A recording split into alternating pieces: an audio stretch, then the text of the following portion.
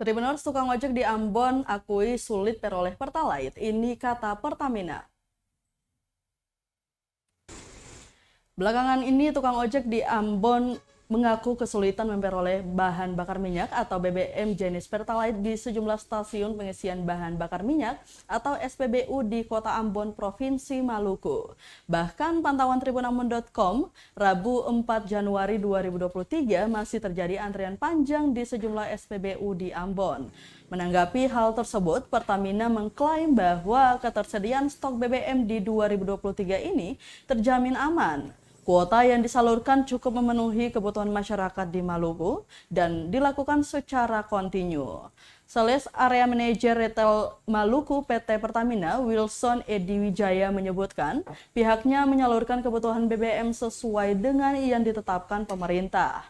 Kini Pertamina terus berkoordinasi dengan pemerintah daerah Maluku terkait pengusulan kenaikan kuota BBM di daerah itu.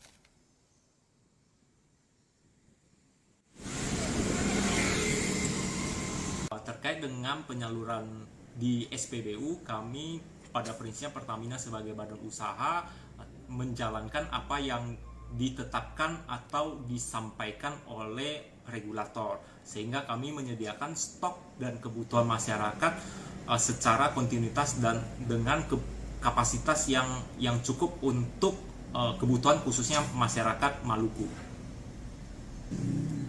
Terkait dengan besaran kuota yang diberikan oleh regulator, itu tentu akan kami salurkan seperti yang telah digariskan. Di samping itu juga kami juga bekerja sama dengan pemerintah daerah untuk pengusulan kebutuhan BBM baik yang JBKP maupun JBT kepada badan regulator, sehingga kebutuhan itu dapat diakomodir dan masyarakat juga dapat melakukan aktivitas seperti biasanya.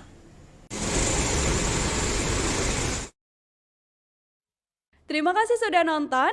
Jangan lupa like, subscribe, dan share ya.